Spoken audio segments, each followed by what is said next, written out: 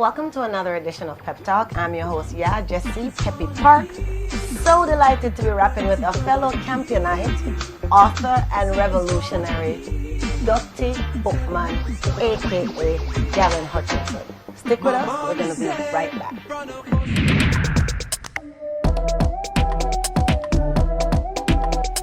So, Brother Farouk, thank you so much for coming to the show. To be in these places at the time that. So yeah, I'm in the right place at the right time. Because hear what happened now. I told you the Jamaican accent was gonna come out. I'd love to be able to name all the bands, and I can. But I know I'm gonna miss. You've been called selfless, you've been called kind, loving, all kinds of stuff. We know you're passionate about. Talk about your little 10-month-old son. Yeah. Talk about that, your pride and joy, of course. I love my son. His name is Jawari, and he was born on Christmas Day. Wow.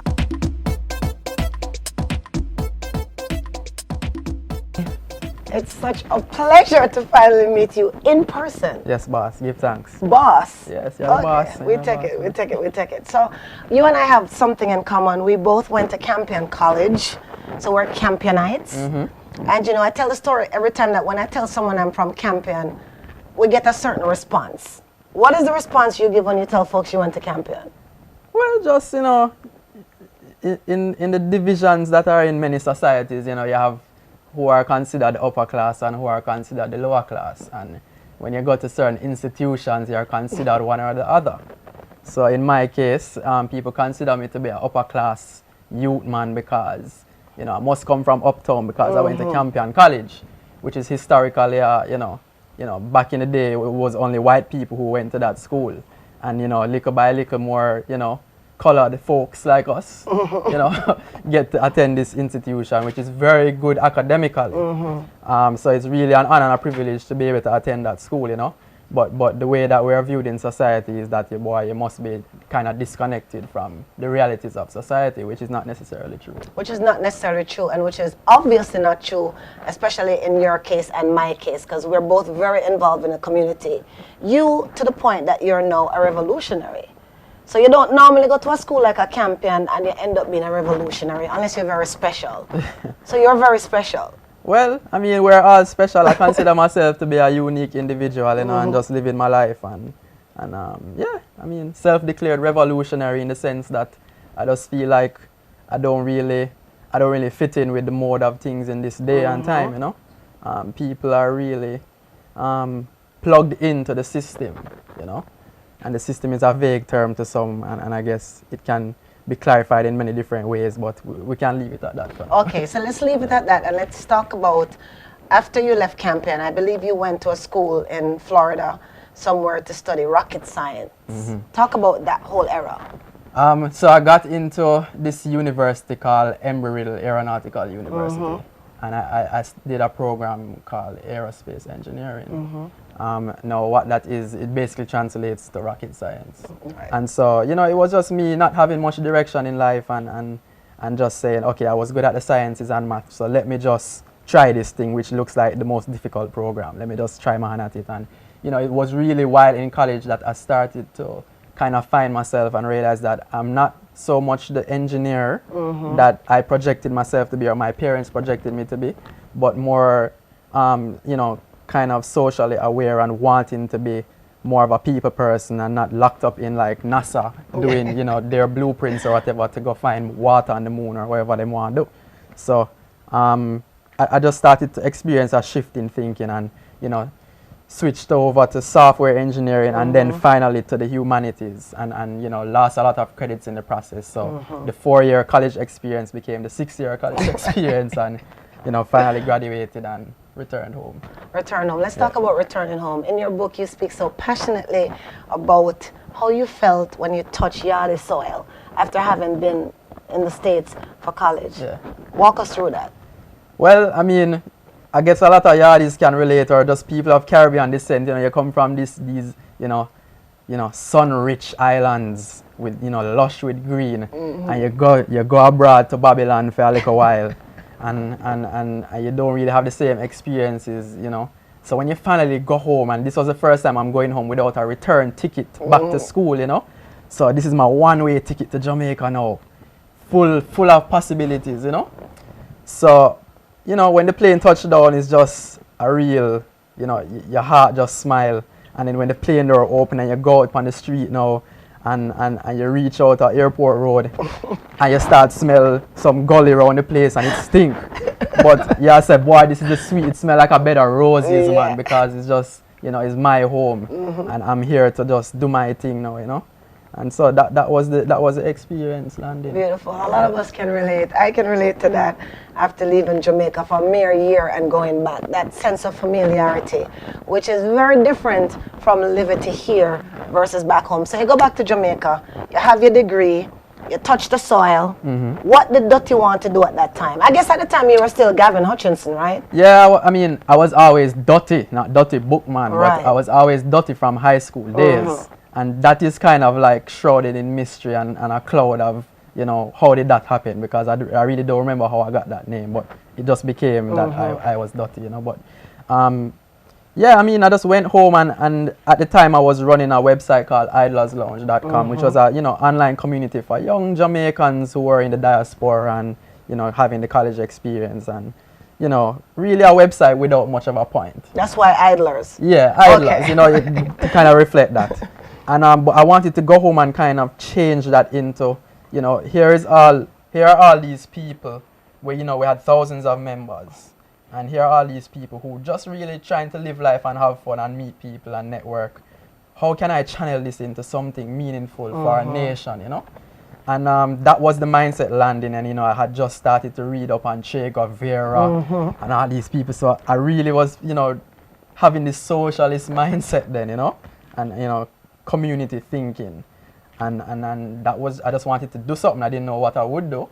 But I said, you know what, like, I've never really failed at anything I put my mind to. And so let me just go, and this is the end goal. The vision is a nation united.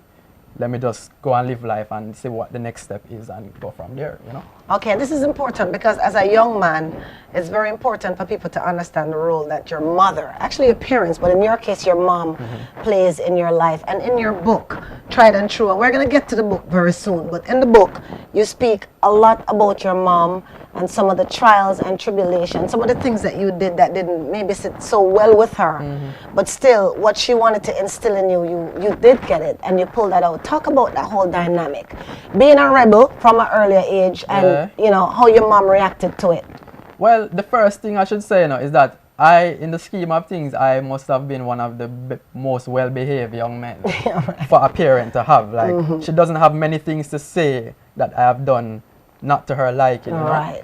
But it's just that, you know, maybe because I was so good growing up, she expected me to continue, you know, like, being this kind of model child to, like, you know, be the rocket science, for instance, you know?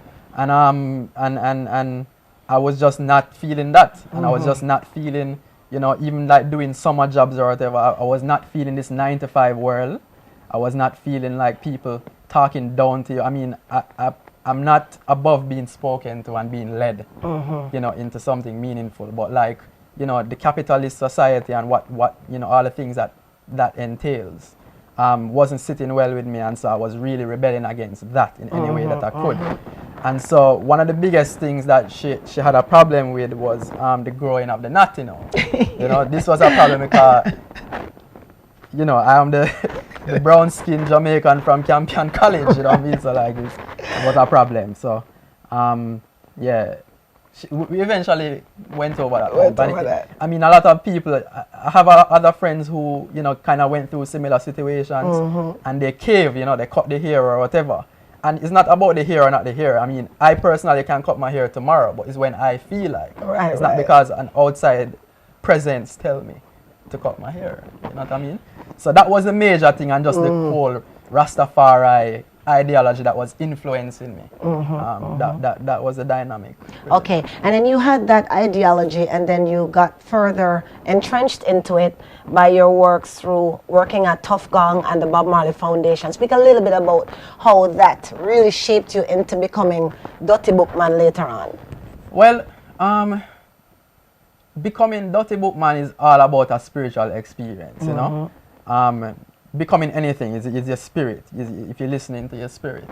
And it was my spirit that told me to even walk into the Bob Marley Museum, you know, because like many Jamaicans, I had never gone in there before, you know, and I'm 20-something years old at the time, and I never gone in there before, and something said, go in there. So I go in there and, you know, speak to the manager, and, you know, a couple months later, because of that connection, and she knew who I was and felt my energy, she gave me a job, you know, to work with Rita Marley on her Africa Unite Youth Symposium, which led to me speaking at the symposium because we were one speaker short at the last minute. So I said, oh, let me do it. Then when I spoke, some people heard me and said, oh, you know, you have something to say. That took me to Toronto, and, you know, a lot of things happened. So working with the Bob Marley Foundation and the whole Bob Marley group was a very important and pivotal experience in my life, because it really showed me that, I mean, I was surrounded by Rastafari day in and day out, and that was what, you know, showed me that, you know, these are not the black heart men that I hear about, you know. This is not the black heart man. This is some real good livity, you know. Some mango fall off the tree and we eat it and them thing there, you know? So yeah. Okay, so I mean, I was just going to ask about that particular point in your book. That's a very great point for me, because, you know, sometimes you tell people that some things just happen and you're in tune and you feel like the universe is speaking to you directly. And your book speaks a lot about those particular experiences, to the point where it's so profound that you're reading it and you're like, oh my God, did that really happen? Do you find that, I mean, I spoke to you on a radio show, and you spoke that there's a lot of things that you did when you were growing up on the path to becoming Dutty Bookman, or when you assumed the Dutty Bookman persona, that folks felt that you might be a little mad. Yeah, I mean, nobody has ever come to me and said, boy, you're a madman, you know. And I think that's partially because maybe it's a champion education, or just my natural disposition to bring intelligence into anything, you know, or a logical viewpoint into anything that I'm saying. And I was always that kind of logical being, you know. And so even in the book, I try to explain things logically, that even I myself was wondering if I was going crazy at some points. But these are factual things that happened. And so you cannot, how do you deny facts? How do you deny the truth? How do you deny the sky and the water and the air? You know what I mean? This is what I wanted to get out, because people are trying to live a fake life in this day and age, you know. And I found that my greatest blessings came to me when I was just being my most honest self. Like, you can't lie to yourself. Exactly. You know what I mean? So that's what I wanted to get out in the book, and I think that's the truest revolution, you know. Each one just be yourself, and your own natural abilities will begin to emerge. Somebody is going to notice that. Somebody needs you. You know what I mean? So that's the gist of it. Okay, so you were Gavin Hutchinson from you were born. You were Campion, and they call you Dutty. And then at some point in your life, something happened and you assumed a name, Dutty Bookman. Tell us about that particular story. Why Dutty Bookman? Yeah, well, yeah, you know, it was funny because I was, you know, in Florida. And that was just a whole random experience too. I just felt called to go to Florida. And I went to Florida, living there a few months, and then, you know, a sister of mine calls me and says, you know, come, let's meet up at the coffee shop and, you know, just have a vibe, and, you know, they have books there and whatever. So I said, yo, books, let's go. So we'll go. And I look at this magazine. I think it was a Life magazine, and it was like some sort of landmark edition, like a centennial or something. And you know, they're going through like the top 100 something, and one of them was this guy, Dutty Bookman, and the Dutty catch me because you don't see that in the written form in many places, you know. So I read about him, and then I went home and I did research, and you know, the more I read about him and the more I learned about him, was the more that I realized that what he was doing in his time, though it may not be directly cut and paste applicable to today's time, what he was doing and the spirit of what, you know, who he was, felt like me. I felt like were I in his shoes in that time, I would have done everything that he did. So I said, you know what? I got this name Dutty by accident. This man feel like this spirit of mine. So, I mean, let me just carry on the name and let people know about him, because at the time there wasn't that much information about him either. And there still isn't that much information about him. I'm still learning. Up to last week, I'm still learning about him, you know. So I felt like I needed to carry on that name so people know that, young people especially know that we have to look to the past to march to the future, you know. Awesome, and that's one of the things that you have on your wonderful stickers right here. But importantly, you said that you were still learning about Dutty Bookman, yet you felt a force so powerful that you assumed that name, and I guess in turn his spirit. And now you're constantly learning about him. Do you have any regrets about assuming that name? Wow, that is a good question, because I think about it sometimes and I think, you know, it's a big deal kind of to take on somebody's name, to even feel, you know, much of the time that you could be the reincarnation of a person, when you didn't even believe in reincarnation before, and just kind of, you know, ponder these things and say, boy, people must think I'm really mad now, you know what I mean? I do not regret it, because I just think it's part of life experience, you know, and it wouldn't take anything for me if I definitively tomorrow realize within myself that I absolutely do not believe in reincarnation and I could never be this guy. Then I would just say, all right, that was a mistake, move on, you know. That was a phase. You knew me as Dutty Bookman, now I'm back to Gavin or whatever, you know what I mean? Whatever the case may be, I don't know.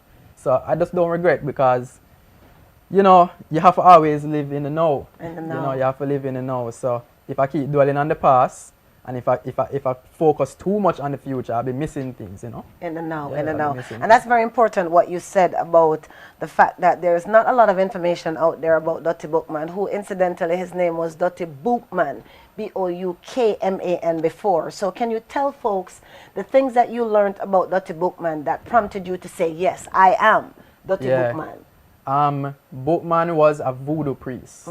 He was a Jamaican slave who was originally, his name was spelled Bookman. And he was sold into, you know, to a new master in Haiti, which is French speaking. And the spelling changed to Bouk. Now, the first thing that touched me was that he was born in Jamaica. And I felt like I am very experienced in the Jamaican version of neo-slavery, right? The present day slavery. I know all about it, and I've lived it, and I'm still living it, right? And so the knowledge of the slavery and his passion for reading, and my passion for reading and writing, there were those parallels. And then just the fact that it was his call that rallied all the slaves, that incited everyone to basically burn down Haiti and like kill all the masters and whatever. No, I'm not saying I'm into the violence or anything, no, but I'm saying that the inclination to incite and to want to rally people, that has always been with me, you know, even when I spoke about Idler's Lounge. It's this feeling of, if we can just get everybody together, we can figure out what next. So I just felt like, you know, that's what excited me most about him. Beautiful. So let's talk about this book. You're what, 29? 29, yeah. Young man, very, very young man. And you have written a book, beautiful book, Tried and True Revelations of a Rebellious Youth. And I know a lot of it comes from journal entries that you've made over the years. Talk about this project. When did you know that you were going to do a book? Boy, that's a good question. I'd have to trace back now. I know when I was journaling, I didn't think that I was going to write a book about my journal entries. But I always had a sense of somebody is going to read it at the right time and the right place, you know? And inspired by, you know, the big red Che Guevara book that really started me on the path to reading a lot. Just knowing that, you know, you can leave behind these messages and even have people just know what you are going through in a certain time and a certain place. It's very important, because you know, nowadays there aren't that many literary voices who are telling the future generations what happened in these times. You know what I mean? And I think that's very important. So I guess when I had close to the end of the journey, because it captures 2006 to 2010, and close to the end of the journey, I started realizing that if I can, you know, package this whole journey into something concise and very easy to read, that that it might be a worthwhile venture. So maybe around 2009, 2010, early 2010, I started thinking about this could become a book, and the rest is history. And it is a book, and it's a very beautiful book, might I add. Talk about how the book has been received so far, especially in Jamaica. Yeah, in Jamaica, it's doing well. Especially when I launched it. I launched it around the time of the Manifesto Jamaica Festival, and you know, like the strength from the Manifesto crew was very inspiring to me, the people, you know, kind of sent me messages afterwards. You know, well, the first thing is that I launched it in November of 2010. Right. Sorry, of 2011. And by the end of the year, it was declared a bestseller for the entire year. So, in one store, the store where it was launched. Okay. They declared that it was one of their best-selling books for the entire year. Wow. That's Bookophilia. And so, that was one thing. And then people were contacting me and letting me know that, like, they were getting this for, you know, Christmas presents for young men, which was very important to me, because I want young men especially to read my story, because it represents that kind of fiery aggression and molding it and trying to like calm it down into something productive, you know what I mean? And I think a lot of young men need to read that. So in Jamaica, it's doing very well. Yeah. And where can folks get this book if they'd like to purchase it? Well, first and foremost, duttyism.com, that's my website. If you purchase it through my website, I will actually sign it and send it. Okay. Otherwise, it's on Amazon and, you know, various bookstores around. Any bookstore where it's not, you ask for it. Generally, if enough people ask for it, they will order the book, you know. So. And then do you feel like there is a tremendous pressure on you? I think I've asked you this question before, but I have to ask it again. Yeah. You see my name like Dutty Bookman. Yeah. We know what Dutty Bookman did. We're not asking you to do this whole Haitian revolution again. This in itself is a major project for a 29-year-old to pull off. But do you feel like going forward, you have some real important and revolutionary works to do, especially because you're wearing the name of Dutty Bookman now? Yeah, I do feel like, you know, I do feel that way. I feel like as long as I'm alive and breathing, there's another step. You know, if you really have a passion for something, you never truly stop. You know, you never truly stop until, you know, the universe decides your time is over. So yeah, definitely. But if this was all that I did, then I would be happy, because even Dutty Bookman himself, you know, after giving the call and inciting the revolution took what, 13 years to be complete, and he was beheaded within the first few months. So you didn't really get to see it unfold, you know, but he was instrumental in making it happen. So if this inspires enough people to tell their own stories and you know, just each one teach one kind of vibe, then I'm happy. You know? Beautiful. And your epilogue kind of sums up what you just said, and you says, this is in quotes, "Do you remember the man who did everything in his power to make life better for us? He was a great ancestor, wasn't he? I didn't get a chance to meet him because he passed away from the earth so many years ago, but I'm grateful that he left some clues with us so that we may continue to liberate ourselves." In a nutshell, what does that paragraph mean to you, and why did you write that? Yeah, it means exactly what it says. I try to be very literal with my book, you know. It means that just like to me, when I read Che Guevara, when I read Marcus Garvey, when I read the autobiography of Haile Selassie, they must have known that they were going to touch at least one person. You know, they don't know who, but they have to trust that somebody is going to read this. That's the act of giving yourself to the art of whatever you're doing. You know, even if you're a painter, you trust that after you finish these brush strokes, somebody's going to go in a gallery somewhere and buck it up and really just stop and pause and then go forth and do something with that energy. You know what I mean? So me writing the book is just paying it forward. Paying it forward. Yeah, basically. And then my final question, I know you're now living in the States. Jamaica is where your heart is. Do you have any plans to move back to Jamaica in the near future? My goal is, honestly, and it might sound cliche, but I'm going to Africa. Africa. Yeah, so Jamaica might be on the way to Africa. To Africa. As it stands now, I should be in Jamaica very soon, in the scheme of things, and try to help set up a space for ones to come together and really determine for self, you know? That's the idea, and then on to Africa. Beautiful. Well, Dutty, it was a pleasure. Respect. Again, the website that you need to go to is duttyism.com, DUTTYISM.com. Is there one last thing that you would say to all the rebellious youth who read this book? What is it that you would like for them to get from this book and to inspire them to move forward? Wow. Think about it. Yeah. How about the further we stretch into the past is the further we will march into the future? No, what I would really love to say to some youths is like, just be in control of yourself.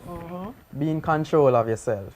You know what I mean? Like, there's a lot of chaos around us, and it's designed, like the way things are now, it's designed to be chaotic and to confuse us and to have us distracted at every moment's notice. You have to be in control of yourself. And I'm not saying I am in full control, but I wake up in the mornings and I say, today I need to be in control. You know what I mean? So make an effort. You know, it's going to be incremental steps forward. But when you can attain full control and peace of mind, despite anything that's happening around you, then I think you're unstoppable. And then when there are more people like that, we are all unstoppable. I know I said one last question, but I have another question, because that question brought me to just speak briefly about Manifesto Jamaica. I know you're very involved in that. Yeah. And, some people who are watching, I've heard some youth say that they'd like to know Dutty, they want to be like Dutty, and they're talking about you. Do you have anything going on, maybe it's Manifesto or something else, that will also inspire these young leaders, the future young leaders, to come and get support from someone like you? Boy, I think a lot of projects are going on by a lot of people. Manifesto Jamaica is one example, though, of a lot of people putting their energy into something beautiful, And I would definitely recommend, like, getting in touch with Manifesto Jamaica. The Gmail address is manifestojamaica@gmail, and also the phone number is 876. That's the area code for Jamaica, and the number is 567-4779. Okay, you remember that. Well, thank you so much again. Thank you for having me. It was a real pleasure. It's a pleasure to know you and just continue your work, because it's very important. Yeah, man, bless up yourself. Duttyism was set. Until the next time, keep it locked to Pep Talk.